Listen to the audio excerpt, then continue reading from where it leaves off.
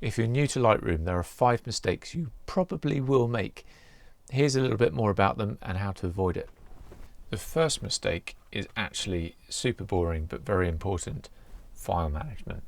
Now, you could talk for a whole series of videos about file management, and there are plenty of people that have, so I'm not going to get this into too much detail, other than if you don't attend to your file management, you will end up in trouble at some point or another, because very soon you end up with tens of thousands of photographs and no idea where anything goes.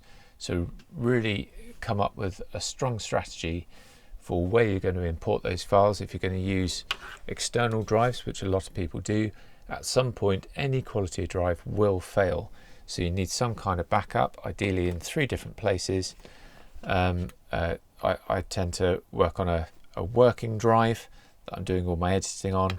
I've got backup drives, and I've also got away from this site cloud-based services as well. Other people will use RAID systems and stuff like that, but I won't get into that in too much detail. But at some point your storage will fail, you need it all backed up, and you need to know where to find things, because the numbers of photographs that build up is amazing how quickly you end up with tens of thousands of photographs, and you won't be able to find anything if you haven't got really clear storage.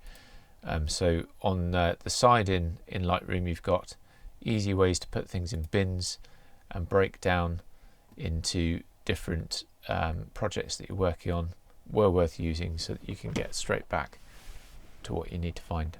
The second mistake that we all do from time to time, and it goes for all of these sliders really, but is over cranking one of the sliders. So it's really tempting to get right up there with something like contrast, or maybe increasing the clarity load so you get a really crispy type image.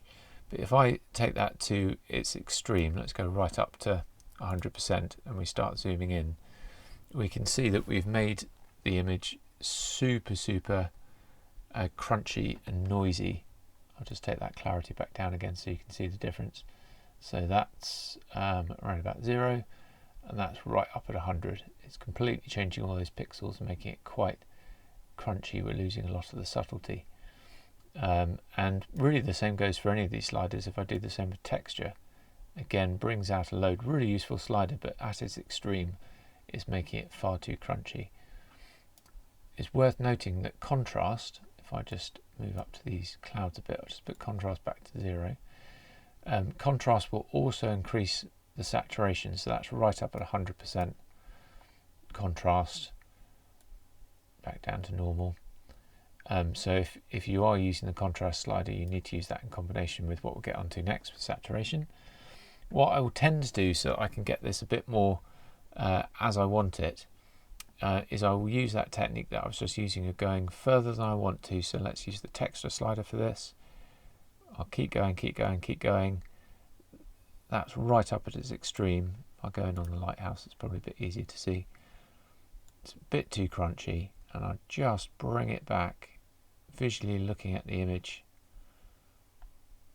until I'm a bit more happy with it. And that is plus 27 and much more how I would want it, rather than getting it too crunchy. The clarity slider particularly, I find, will make things very crunchy and bring in articles around the edges of things and stuff like that. So just used in moderation, bring it back from 100%. I probably want it about there, which is plus 13. Very subtle adjustments. So that then takes us on to the other classic, and fortunately social media started to go away from this in recent times, but there was a point where you just had to saturate everything if you were looking for likes, which was rubbish for photography overall. But both with vibrance and saturation, these can be well overdone. So you've got this amazing sky, you might be tempted to bring all the colours out. That's up at 100%. Let's just do it with saturation just for the sake of it. We can see that that is absolutely awful. And in most terms, you know, this is all down to personal taste. Where you put it is completely up to you, but I think most people would universally agree that that's pretty bad. So very often we want to do very subtle adjustments.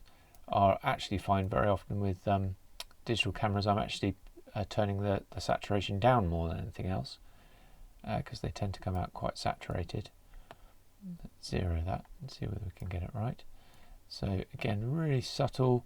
I might over egg it until it's looking a bit unrealistic really, and then just bring it back so I can bring out some of the colour in that sky without it looking absolutely horrendous. The next one is forgetting to use the humble crop tool. Super useful, particularly with shots like this that have the sea in it, and I've picked this one particularly because you can see my horizon is not quite level. We could eyeball this just by grabbing the grid and trying to balance it so that that line goes parallel. But if I just make it purposely wonky like that, one of the great features in Lightroom is this spirit level type tool, the straighten tool, and what I can do is pick two spots on the horizon and it will level it up absolutely beautifully.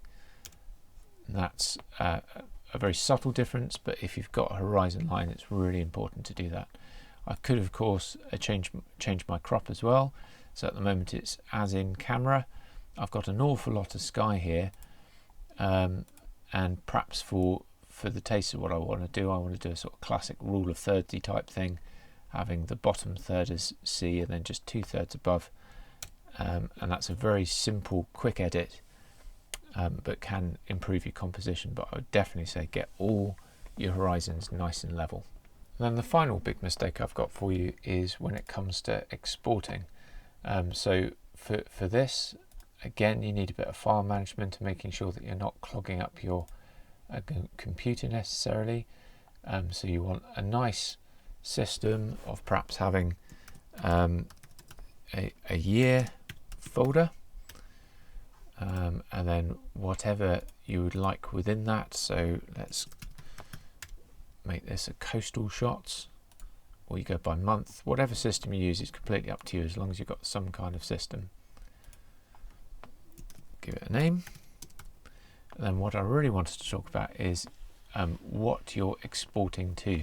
So at the moment everything's on 100%, but modern cameras can kick out absolutely massive files these days.